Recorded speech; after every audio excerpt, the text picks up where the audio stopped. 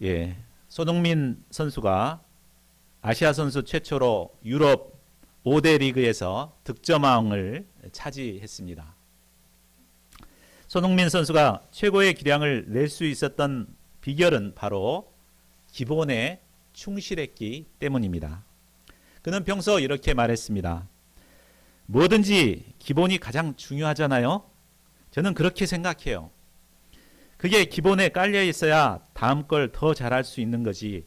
그게 되어 있지 않는데 그 다음 걸 생각한다면 솔직히 말도 안 되는 거죠. 그래서 기본에 충실하기 위해서 얼마나 노력을 했습니까? 그랬기 때문에 이런 좋은 결과를 얻을 수가 있었던 것입니다. 모든 분야에 있어서도 기본에 충실할 때 우리는 그곳에 승리를 할 수 있습니다. 신앙생활도 마찬가지입니다. 자, 그렇다면 신앙생활에 있어서 가장 기본은 무엇일까요? 그것은 바로 믿음입니다. 믿음이 있어야 예수님의 능력을 덧입어 큰 일을 할 수 있습니다.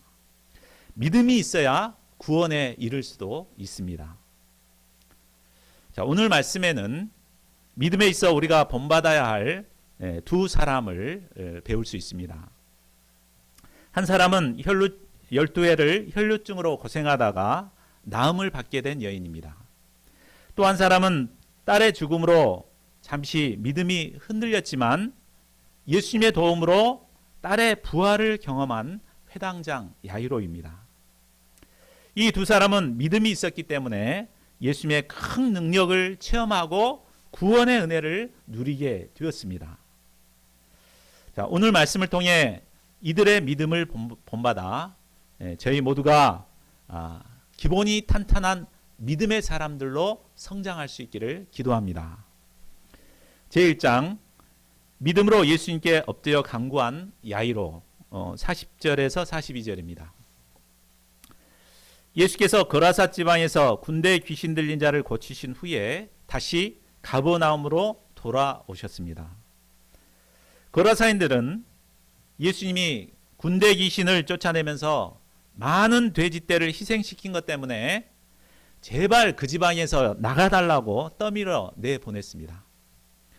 그러나 가버나움 사람들은 예수님을 기다리고 있다가 예수님이 오시니까 막 열렬히 환영했습니다. 그런데 누구보다도 예수님을 간절히 기다린 사람이 있었습니다. 41절을 보십시오. 그는 회당장 야이로라는 사람이었습니다.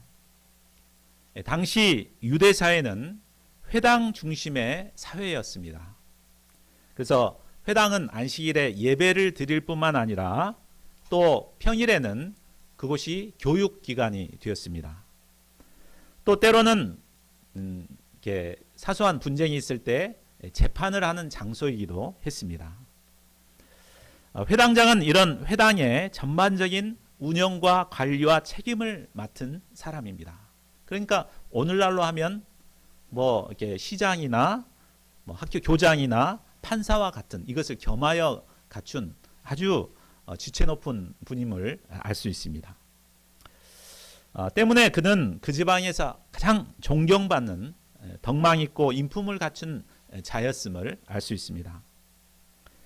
그런데 이런 그가 많은 사람들이 보는 앞에서 예수님의 발 아래 넙죽 엎드려 간절히 구했습니다. 그 이유가 무엇입니까? 42절을 보십시오.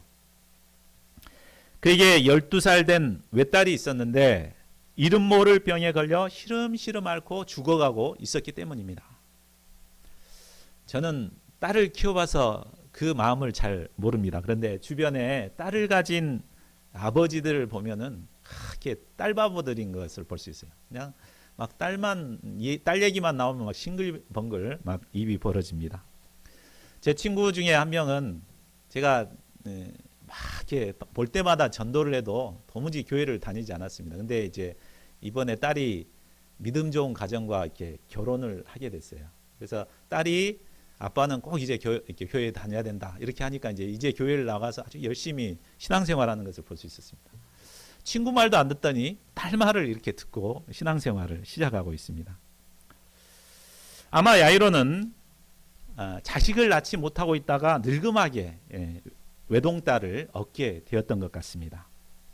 그러니 그 딸이 얼마나 사랑스럽고 소중했겠습니까? 12살이면 이제 막 철이 들어 이쁜 짓을 많이 할 때입니다.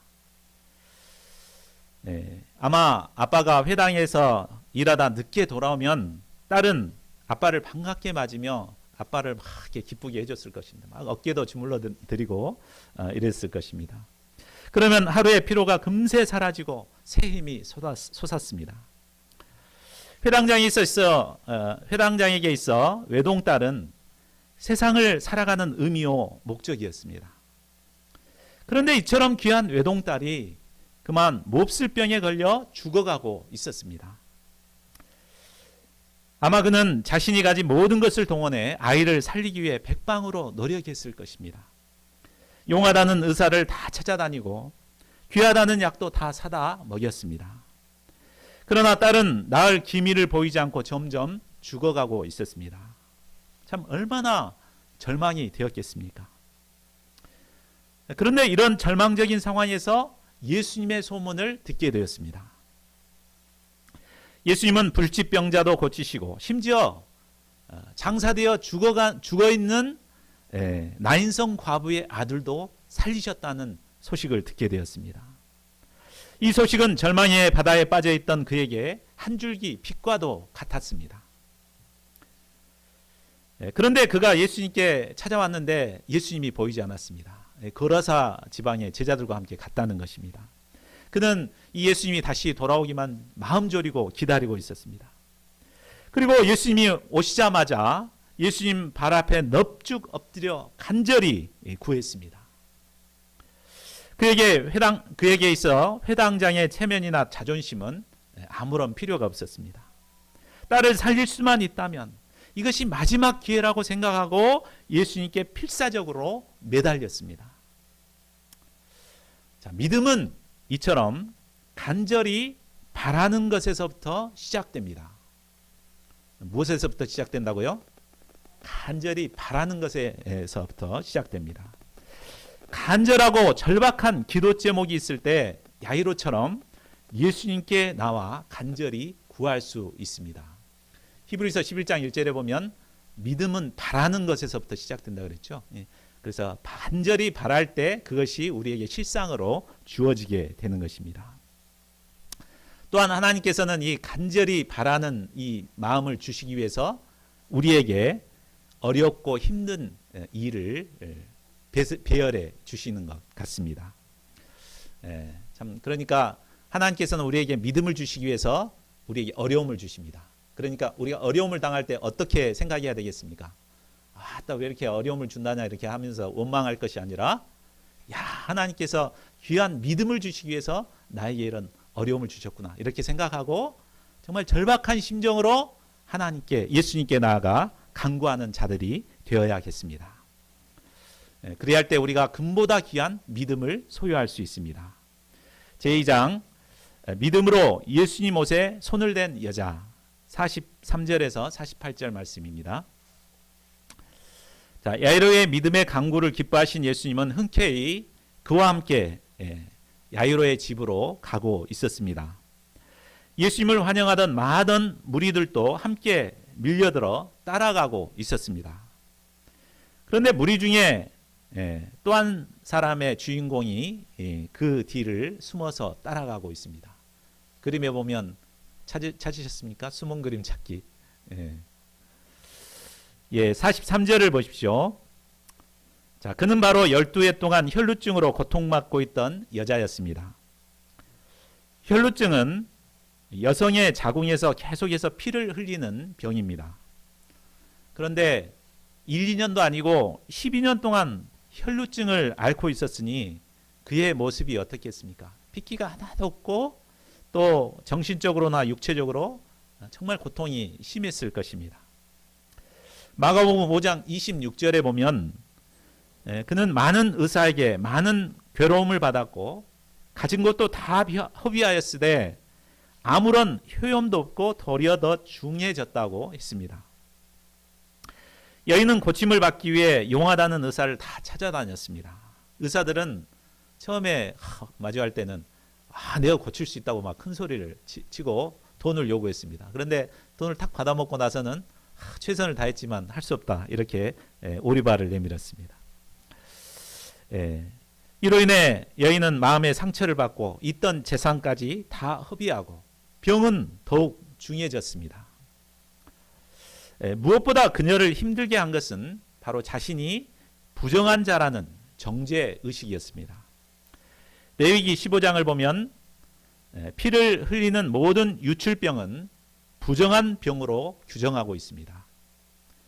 그가 눕는 침대도 부정했고 앉았던 자리도 부정하고 그와 접촉하는 무엇이나 다 부정했습니다. 사람도 부정했습니다. 그러니까 그는 사람 앞에 나갈 수가 없습니다. 자연히 여인은 사람과의 관계성이 단절된 채 고독하고 슬픈 삶을 살아야 했습니다. 여인은 혈류증으로 인해 여인으로서의 아름다움과 생기를 다 잃어버리고 죽은 자와 방불한 삶을 살아야 했습니다. 그런데 이런 절망적인 상황에서 여인은 예수님께 대한 소문을 듣게 되었습니다. 예수님이라면 자신의 그 지긋지긋한 혈루증을 고쳐주실 수 있을 것 같았습니다. 그러나 야이로처럼 예수님 앞에 떳떳이 나갈 수가 없었습니다. 왜 그렇습니까? 자신이 부정한 병을 가진 자라는 이런 자식 때문입니다. 그것이 알려지면 사람들에게 돌에 맞아 이렇게 죽을 수도 있습니다. 이런 자의식과 위험 때문에 예수님께 나아가는 것을 포기할 수밖에 없었습니다. 그러나 그녀는 결코 포기하지 않았습니다. 예수님 앞에 떳떳이 나갈 수 없다면 예수님 몰래 뒤로 돌아서 가면 되었습니다. 예수님께 붙잡고 간구할 수는 없었지만 몰래 뒤로 가서 옷자락을 만질 수는 있었습니다. 그렇게 하면 나음을 받을 수도 있겠다는 믿음이 생긴 것입니다. 자, 44절을 보십시오. 여인은 이 믿음으로 무리들 사이를 헤치고 예수님 뒤로 다가섰습니다. 그리고 예수님의 옷을 조심스럽게 만졌습니다. 그러자 어떻게 됐습니까? 12해 동안 그를 지긋지긋하게 괴롭혔던 혈루증이 그 즉시 그쳤습니다. 믿음으로 예수님의 옷자락에 손을 댄 순간 그토록 고통스럽게 했던 그 병에서 깨끗이 치유함을 받고 자유롭게 되었습니다. 만일 여인에게 믿음이 없었다면 그는 운명적인 생각에 사로잡혀 일평생 어두운 인생을 살아갈 수밖에 없었을 것입니다. 그러나 여인은 믿음으로 모든 운명적인 생각을 물리쳤습니다. 부정한 병으로 당당하게 나갈 수는 없었지만 믿음으로 예수님의 뒤에 가서 예수님의 옷자락에 손을 대었습니다. 이 행동은 아무도 주목하지 않은 작은 믿음의 행동이었습니다. 그런데 이 믿음의 행위로 말미암아 12년 동안 그를 괴롭혔던 지긋지긋한 혈루증에서 고침을 받는 놀라운 은혜를 누리게 되었습니다. 45, 46절을 보십시오. 예수님은 자신에게서 능력이 나간 것을 즉시 아셨습니다.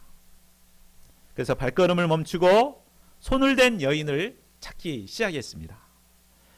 내게 손을 댄 자가 누구냐? 이렇게 찾으셨습니다. 베드로는 무리가 밀려들기 때문에 만지는 게 너무나 당연한데 그것 갖고 뭐라고 하신다고 예수님을 이해하지 못했습니다. 자, 베드로의 말대로 예수님을 따라가는 무리들 가운데는 예수님 가까이서 예수님을 미는 사람도 있었고 붙잡은 사람도 있었고 또 막 몸을 비벼대는 사람도 있었습니다. 그러나 그들에게는 아무런 역사도 일어나지 않았습니다. 오직 믿음에 손을 댄 이 여인만이 예수님의 큰 치유의 능력을 경험할 수 있었습니다.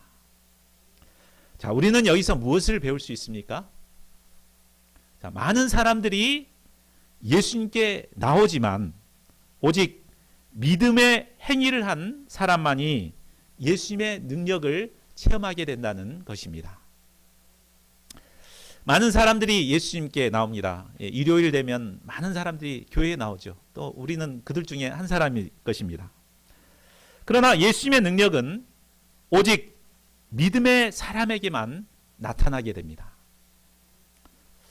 자, 예수님의 능력은 마치 주암호와 같은 거대한 저수지의 물과도 같습니다. 그런데 저수지의 물을 우리가 공급받기 위해서 필요한 것이 무엇입니까? 저수지와 나와 연결되는 파이프가 있어야 되죠. 그래야 내게 예수님의 능력이 나타날 수 있는 것입니다. 여인에게는 이런 믿음의 파이프가 있었습니다. 이 때문에 예수님의 크신 능력이 그에게 나타난 것입니다. 이처럼 예수님의 능력이 나에게 나타나기 위해서는 예수님과 나 사이에 믿음의 파이프가 연결되어 있어야 합니다. 자, 그렇다면 나에게는 과연 예수님과 이 믿음의 파이프가 연결되어 있는가? 한번 자신에게 한번 물어보십시오. 있습니까? 자, 옛날에는 있었던 것 같은데 지금은 좀 찾아보기 힘듭니까? 아니면 있었는데 뭔가 이게 꽉 막혀 있는 것 같습니까? 자, 이 시간 말씀 앞에서 우리의 믿음을 점검해 볼 수 있기 바랍니다. 그래서 다시 한번 예수님과 믿음의 파이프를 새롭게 연결할 수 있기를 기도합니다. 이를 통해 무한한 주님의 능력을 덧입어 살아가는 저희 모두가 되기를 기도합니다. 자, 47절을 보십시오. 예수님께서 집요하게 자신을 찾으시자 여인은 더 이상 자신을 숨기지 못했습니다. 여인은 몰래 도둑질하다 들킨 죄인처럼 떨며 예수님 앞에 나올 수밖에 없었습니다. 자, 그렇다면 예수님은 왜 이처럼 집요하게 여인을 찾으시는 것일까요? 그것은 첫째로 사람들과의 관계성이 단절된 여인에게 사람들과의 관계성을 회복시켜 주시기 위함입니다. 넘겨주세요. 네. 자, 그동안 여인은 부정한 병에 걸려서 사람들과의 관계성을 단절하고 살아가게 되었습니다. 이제 병에서 나음을 받았지만 사람들 몰래 고침을 받았기 때문에 여전히 사람들을 피하고 혼자만의 세계에서 살아갈 수밖에 없었습니다. 그러나 예수님은 이 여인이 사람들 앞에 떳떳이 자신이 어떻게 회복되었는가를 고백하며 이제 이후로는 정상적인 삶을 살아가도록 도와주셨습니다. 그래서 일부러 그를 찾으시고 사람들 앞에서 신앙 간증을 하도록 하셨습니다. 이를 통해 여인은 이제 떳떳하게 사람들과 관계성을 회복하며 살아갈 수 있게 되었습니다. 둘째는 예수님께서 이루신 은혜의 역사를 사람들에게 알려주기 위함입니다. 여인은 드러내기 힘든 부끄러운 과거를 많은 사람들 앞에서 발표해야 하는 아픔을 감당해야 했습니다. 참 이것은 쉽지 않았을 것입니다. 여인으로서 참 수치스러운 거죠. 이 부인병에 관한 것인데. 그러나 참 힘들었지만 이것을 다 이렇게 발표했을 때 듣는 사람들이 참 감동을 받고 은혜를 받았을 것입니다. 이를 통해 하나님의 영광, 예수님의 능력이 얼마나 참 큰가를 드러낼 수 있었습니다. 또 이를 통해서 여인의 마음의 상처까지 치유되고 사람들과 관계가 온전히 회복되었습니다. 셋째로 무엇보다 예수님과의 사랑의 관계성을 회복하시기 위해서 예수님은 여인을 찾으셨습니다. 만일 여인이 예수님 몰래 고침만 받고 그냥 떠났다고 생각해 보십시오. 그렇다면 어떻게 되겠습니까? 몰래 예수님의 능력을 훔쳤기 때문에 예수님 앞에 떳떳이 나갈 수가 없게 됩니다. 그런 죄의식 때문에 예수님이 오신다 그러면 예수님을 피해서 도망갈 것입니다. 그러나 예수님은 이런 그녀를 찾으시고 그와 사랑의 관계성을 회복하시기를 원하신 것입니다. 그래서 그를 찾으시고 그에게 이제 모든 것을 고백하도록 하셨습니다. 자, 48절을 보십시오. 여인이 신앙 간증을 마치자 예수님은 그녀를 이제 딸아라고 부르셨습니다. 예수님은 여인을 이제 딸로 영접해 주신 것입니다. 지금껏 세상의 어느 누구도 그녀를 영접하지 않았습니다. 심지어 가족들도 그를 영접할 수 없었습니다. 부정한 여인이라고 손가락질하고 가까이 하려 하지 않았습니다. 그러나 예수님은 그녀를 사랑하는 딸로 영접해 주시고 그를 품어주셨습니다. 그리고 그에게 놀라운 선포를 하십니다. 딸아, 내 믿음이 너를 구원하였으니 평안히 가라. 여인은 믿음이 있었기 때문에 구원의 은혜를 누리게 되었습니다. 예수님께서 구원을 선포하셨기 때문에 그는 이제 더 이상 두려워하거나 기죽을 필요가 없습니다. 구원의 확신 가운데 예수님과 사랑의 관계성을 누리며 진정한 평안을 누리게 되었습니다. 우리에게도 이런 여인과 같은 믿음이 있을 때 이처럼 구원의 확신을 얻고 진정한 평안을 누리게 됩니다. 저희 모두가 믿음으로 예수님께 믿음의 손을 내밀어 예수님을 만질 수 있기를 기도합니다. 이를 통해 구원의 확신과 평안을 누리는 저희 모두가 될 수 있기를 기도합니다.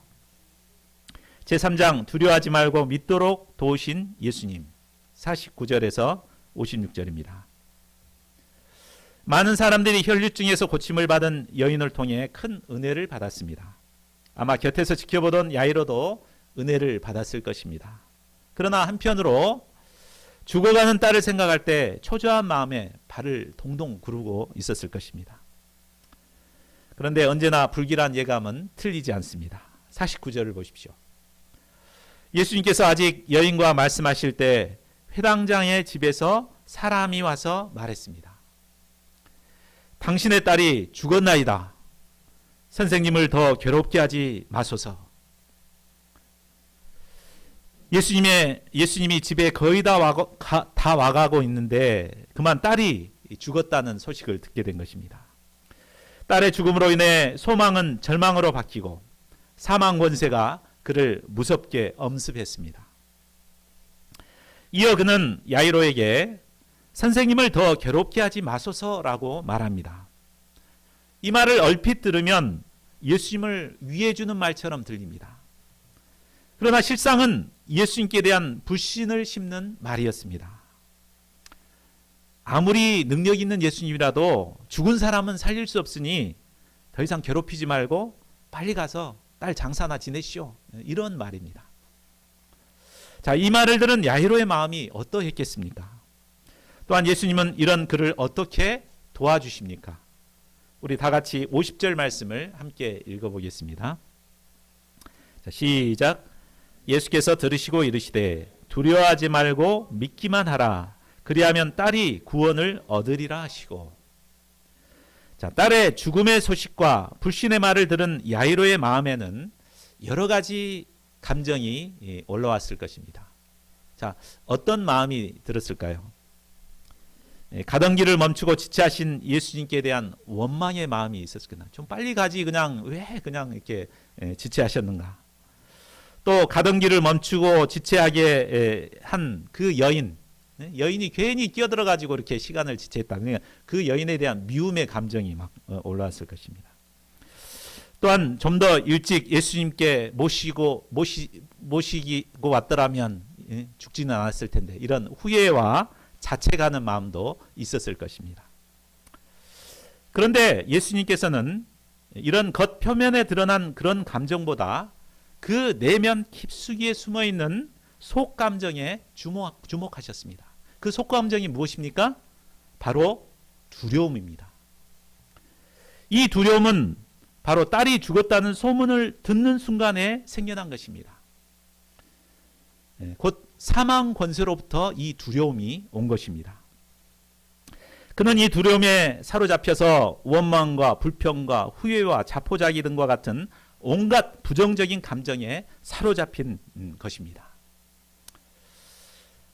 우리가 믿음의 길을 가다 보면 우리 역시 감당하기 어려운 상황을 만나게 되고 또 어려운 상황 앞에 두려움에 빠질 때가 있습니다. 이런 두려움에 사로잡히게 되면 온갖 부정적인 감정들이 막 올라옵니다. 야이로처럼 막 원망, 불평, 불신 막 이런 것들이 막 이렇게 올라옵니다. 그런데 우리는 이 겉으로 나타난 감정에 주목할 것이 아니라 바로 내면 속에 있는 두려움을 발견해야 합니다. 자, 그렇다면 우리에게 생기는 이 두려움은 과연 어디서 온 것일까요? 디모데후서 1장 7절에 보면 두려움은 하나님이 주신 것이 아니라고 말하고 있습니다. 자, 하나님이 주시지 않았다면 누가 주는 것일까요? 누가 줬죠? 예, 사탄 마귀가 우리에게 심어주는 것입니다. 마귀는 우리가 조금만 어려운 일을 만나도 내 생각했던 것대로 일이 안 풀리는 이런 일을 만날 때 여김없이 우리에게 두려움을 심습니다. 두려움을 통해 온갖 부정적인 감정들을 막 생산해냅니다. 원망, 불평, 미움 막 이런 것들을 막 이렇게 막 만들어내서 우리를 꼼짝도 하지 못하게 만듭니다. 그래서 두려움에 사로잡힌 자들은 믿음을 잃고 결국 마귀의 종이 되어 멸망의 길로 빠져들게 됩니다. 자, 요한계시록 21장 8절에 보면 지옥에 들어가는 자들을 열거하고 있습니다. 그런데 지옥에 들어갈 그 1호가 누굽니까? 지옥행 1호, 바로 두려워하는 자들입니다. 사탄이 주는 두려움에 사로잡히면 믿음을 잃고 결국 멸망의 길로 갈 수밖에 없습니다. 그러므로 우리는 이 내면 깊숙이 있는 이 두려움이 있다는 것을 알아차리고 이것이 바로 마귀가 준다는 것을 깨달아야 합니다. 그리고 이 단호하게 이 내면의 두려움을 물리쳐야 합니다. 자, 그렇다면 우리의 내면에 두려우는 이 두려움을 어떻게 물리칠 수 있을까요? 그것은 바로 우리가 처음 가졌던 그 믿음을 굳게 붙들고 지킬 때 가능합니다. 이것이 바로 두려워하지 말고 믿기만 하는 것입니다.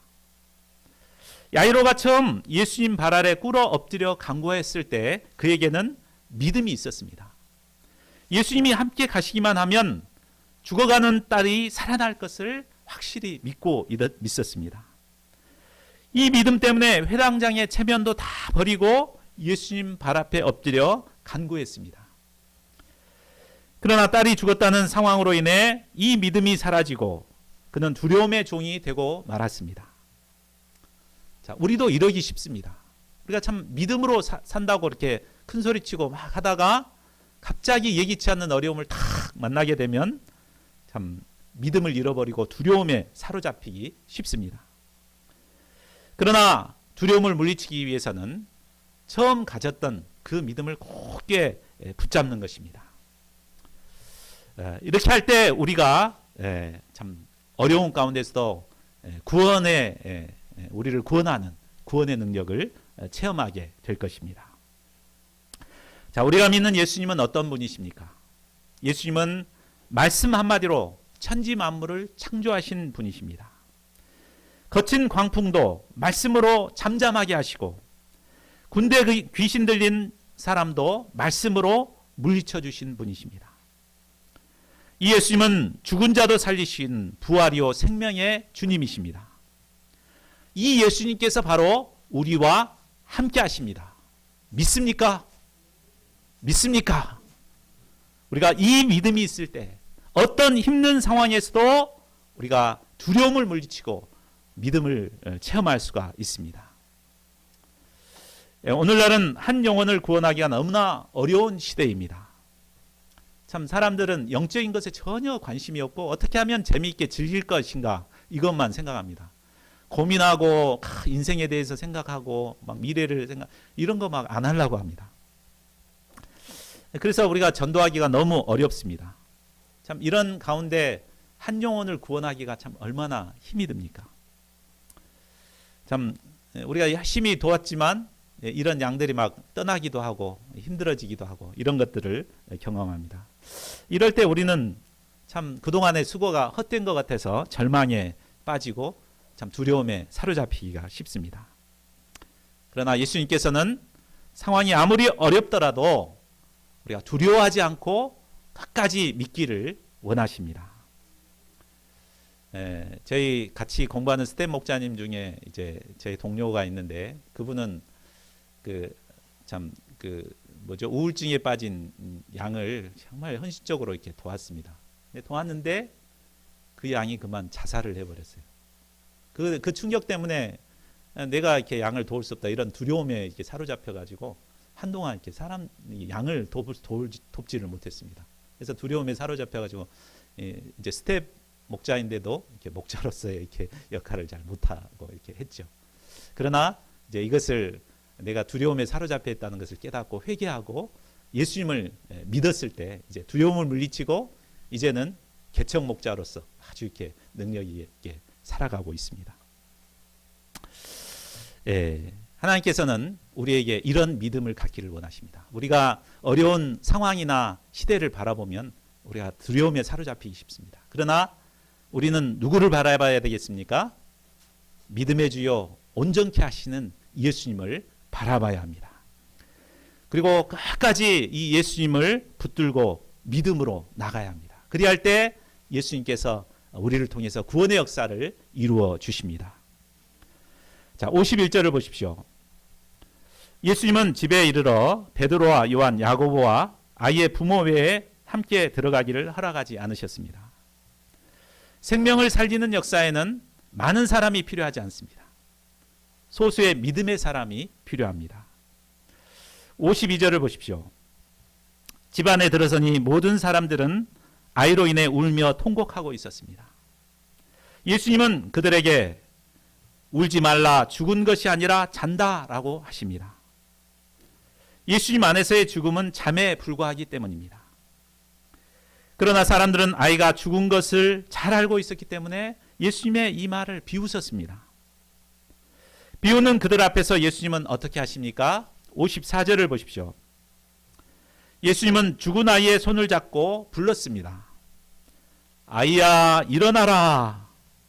마치 잠자는 아이를 깨우듯이 죽은 아이를 깨우셨습니다. 그러자 그 영이 돌아와 아이가 일어났습니다. 생명의 주인이신 예수님은 죽었던 영을 불러와서 살리시는 부활의 주님이십니다. 죽었던 야이로의 딸이 살아난 것은 예수님 안에서 잠자는 모든 자들이 다 살아나게 될 것을 보여주는 사건입니다. 부활이요 생명이 되시는 예수님 안에서는 실패나 좌절이 없습니다. 끝날 때까지 끝난 것이 아닙니다. 끝까지 믿음을 잃지 않고 지켜나갈 때 결국 최후의 승리를 주십니다. 예수님은 이 시간 우리에게도 명하십니다. 두려워하지 말고 믿기만 하라. 혹시 우리 가운데 현재 힘든 상황 앞에 두려워하고 있는 분들이 계시지 않습니까? 우리가 죽음이 주는 절망적인 상황에서도 처음 가졌던 믿음을 끝까지 지킬 수 있기를 기도합니다. 이를 통해 생명이 살아나는 능력의 역사를 우리를 통해서 이룰 수 있기를 간절히 기도합니다. 자, 말씀을 맺겠습니다. 오늘 말씀을 통해 우리는 신앙의 기본이 되는 믿음을 우리가 어떻게 소유할 수 있는가를 배울 수 있었습니다. 먼저 우리는 야이로와 같이 절박하고도 간절한 기도의 제목을 가지고 예수님께 나아가야 하겠습니다. 또한 12해를 혈루증으로 고생하던 여인과 같이 절망과 좌절과 실패 가운데서도 믿음으로 예수님께 나아가 예수님의 옷가에 손을 대어야겠습니다. 무엇보다 우리가 감당하기 어려운 힘든 상황 앞에서 두려워하지 말고 처음 가졌던 믿음을 지켜 나가야겠습니다. 그래야 할 때 우리와 함께 하시는 예수님께서 우리의 이 믿음을 통해 큰 구원의 역사를 이루실 것입니다. 저희 모두가 이런 믿음으로 예수님의 능력을 경험하고 간증하는 자들이 될 수 있기를 간절히 기도합니다. 우리 요절 말씀 읽고 함께 기도하는 시간 갖겠습니다. 시작. 예수께서 들으시고 이르시되 두려워하지 말고 믿기만 하라. 그리하면 딸이 구원을 얻으리라 하시고